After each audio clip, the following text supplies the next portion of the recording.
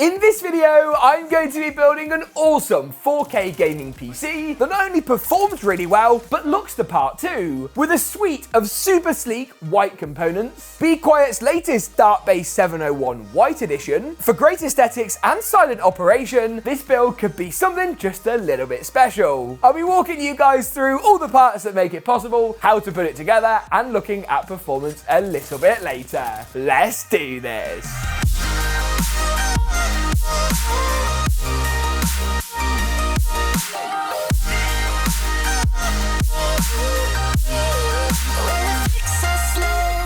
Valstorm's range of pre-built gaming PC builds are available now on Newegg. Built by Valstorm's team of technicians in Oregon, they are designed to optimize performance at every budget. Each and every system is subjected to a series of tests upon completion to ensure performance is tip-top, and with a wide array of systems to choose from, there really is a build for everyone. Plus, you get lifetime support, meaning help is always on hand. Learn more or buy a Valstorm gaming PC for yourself on Newegg at the first link in the description below. This build is aimed at those of you that want to see consistent 4K gaming performance in the latest AAA titles, with a decent amount of money to spend, but without spending a fortune for the sake of it. Now, at the heart of the build is this Aorus B650 Elite AX Ice. Now, credit where it's due to Gigabyte. Of all the big brands, they seem to be on a white motherboard, white VGA rampage. We're seeing so many new white cards in their Aero range, these Ice motherboards with white PCBs, not just white heatsinks, something that's perfectly catering to those looking to build a white gaming PC, as I'm looking to do today. Now, B650 is of course AMD's mid-range chipset. This is what I mean by not spending money for the sake of it. The reason I've gone for this is because it still gives us PCI Gen 5 for the M.2 SSD, but it does of course still give us CPU and RAM overclocking, AMD Expo support, and DDR5 as standard on Ryzen 7000. Talking of which, processor-wise, I've gone for the AMD Ryzen 7 7800X3D. I've used this chip time and time again. I've kind of lost count now. It's so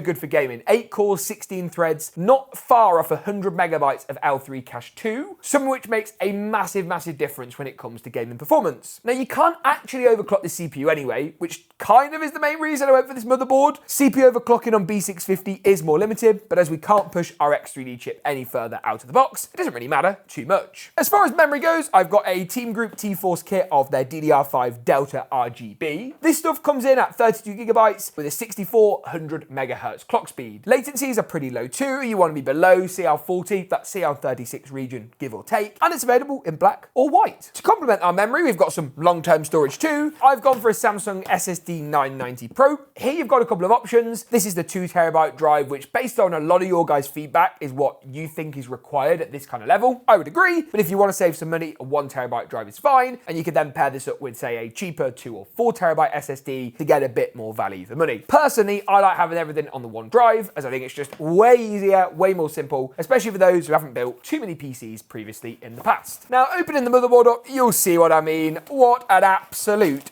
beauty. One thing I didn't cover off earlier is the I/O on this motherboard, so it never hurts to take a look around. We've got, of course, our Wi-Fi support is Wi-Fi 6, our display outputs. Also got our normal USBs, Type-C and Type-A, the really high-speed 10-20 gig connections. And then, of course, we've got our 2.5 gig Ethernet and basic audio outputs. First things first, I'm going to go ahead and get the processor installed. That is going to pop, of course, into our socket. To do this, pull the arm down, lift the socket up, and then add the Ryzen chip into place. The Ryzen tech should read the right way around, with the triangle pointing in the top left towards the I/O and CPU power. Then add the arm back into place. The black plastic will remove off. Just keep this safe in case you ever need to send the motherboard back or sell it on for any reason. RAM is going to be next on the list. You can see here, Gigabyte have even gone ahead to the lengths and put white little RAM retention clips on. I'd love to see the DIMMs themselves be white in terms of the plastic molding. I don't know why they aren't. So Gigabyte, if you're going to do a version 2 of this board, please make all these slots white. I would appreciate it. The second and fourth slots in this build, just the standard basic clips, nothing too fancy. Have to say, I forget how good the white T-Force Delta looks every time. Really impressed with some of the stuff Team Group are putting out at the moment. Not an ad, I bought this myself off Overclockers. I'll leave links to everything mentioned today down below for UK and US regions. Now, storage drives, I'm going to say something mildly controversial here, and that is that you shouldn't use the top M.2 slot. Why? Because Because it's Gen 5, and this is only Gen 4. So there's literally no point. You're just hamstringing yourself for any future upgrades. Now, admittedly, that was not nearly as controversial as some of the things I probably could have said, but you are watching a tech channel, not the news, so let's keep it that way. Now, I'm going to instead remove our bottom M.2 covering. You can see why on this board it's important to get a drive that doesn't have a pre-installed heatsink. Then add the drive into place. I'm going to go for the top slot here, pop the little retention clip down. It's fairly toolless, but obviously we do have to screw back into place our little M.2 heat spreader, heatsink on the top.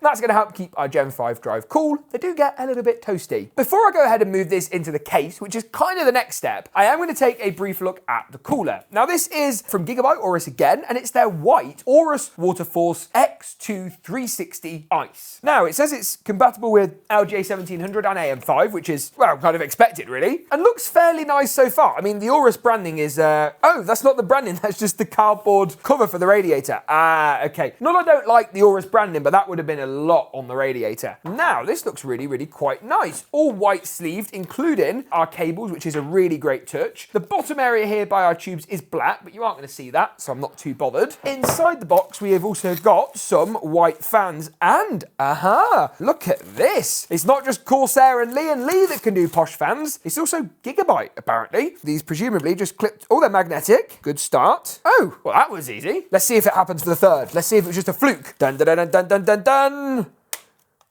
Great. Thanks, Gigabyte. That's pretty cool, actually. I'm not going to lie. Now, looking inside of our box, God, there's many things, most of which, ironically, we're not actually going to need. Radiator screws we will need. Intel mounting bracket, won't need that. Threadripper, don't need that. AMD we need. LGA screws.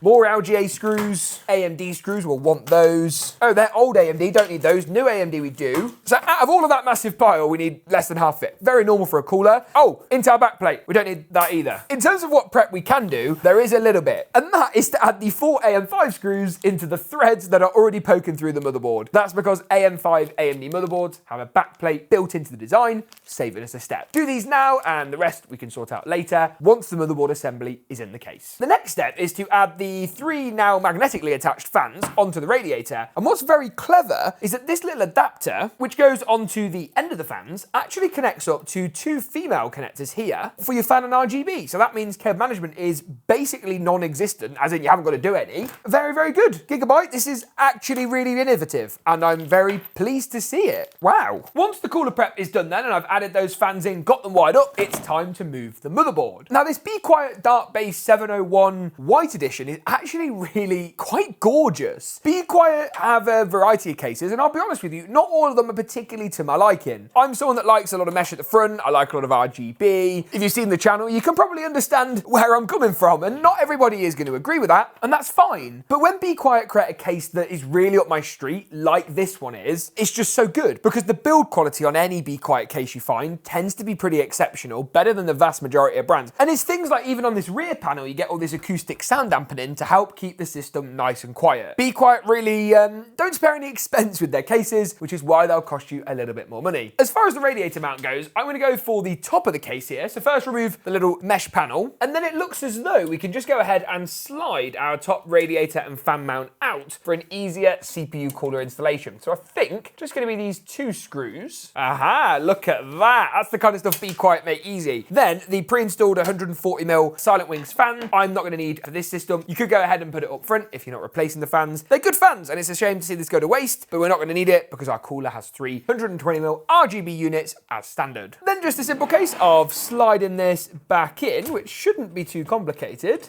There we go. Same screws that we took out earlier, going to go back in just to secure this into place. I have to say though, I think that's looking pretty good. Then it's just a case of adding the AMD bracket onto the bottom of the water block, a drop of thermal paste onto our Ryzen processor, and securing that down nice and easily. I appreciate there's been lots of talk of fans in this build, but I am actually going to go ahead and add a few more fans in. I've got these Corsair white IQ Link fans for the front of the case, which easily connect and sort of daisy chain together in a fancy digital fashion, and then also a 140mm QX IQ Link fan for the rear as well. They're pretty quiet. They're not quite as quiet as these Silent Wing 4s in my experience, but the RGB look the part, and compared to a lot of fans are very, very good. They are quite expensive though, so if you're trying to save a little bit of money, definitely swap these out for a cheaper option. option. Next up then is the GPU. Now this is Gigabyte's Aero RTX 4080 Super, and it's one of my favourite 4080 Super designs. It's a long contested debate here on the channel whether you should go for a 4080 Super or something like an RX 7900 XT or XTX instead. Now, to be honest with you, there is no right and wrong answer. I like the 4080 Super. I think things like ray tracing in games like Cyberpunk are unrivaled and provide you with a visual experience you just don't get from AMD. Similarly, Nvidia's frame gen's really clever. DLSS 3 and 3.5 is very, very good indeed, but I admit that it won't be for everyone. Some of you may want the extra VRAM that AMD provides. For this build though, the vertical mount is not going to work, so we're going to go horizontal. This card ties in so well with the motherboard and case, and you can see by just hovering it in how good it looks. Gigabyte, I'd love to see a white powder coated heatsink if that's possible. We see people like DeepCool do it on CPU coolers with no issues, so I don't see why it wouldn't be possible here. Now what I am going to do is just remove the PCI lanes I need. Technically this card only screws into 2 slots, but it is of course more of a 3.5, maybe even 4 slot design in terms of how much room it actually takes up. It's crazy to me still how big graphics cards have got nowadays, especially considering how power efficient and thermally efficient the Ada Lovelace architecture is. In many ways, this is kind of unnecessary, but it's cool and it looks good. Now it's going to slide in nice and easily to the case. Bit of pressure, lovely stuff. The thumb screws I just removed from those PCI lanes are going to secure the graphics card into place and stop it from going anywhere. All that then remains is the power supply. Now I've gone DeepCool for this build. Increasingly their PSUs are very impressive for the price. This is their PX850G, ATX3, PCI Gen 5. What's not to love? Oh, and it's fully modular too. Oh, and it's not too expensive. Latest pricing and availability to everything will be linked in the description below. Oh, and no, I'm just kidding. That's it. It's really good. Great value unit. What more is that you can ask for? I've added in some easy DIY fab cable extensions too, linked down in the description below as well. To add a bit of pizzazz to this build, and I have to say, with all that in, I think it looks amazing. All that then remains is to do some final cable management touches, boot this thing up, check out performance, but first, how good it looks in the only way we know how. It's montage time.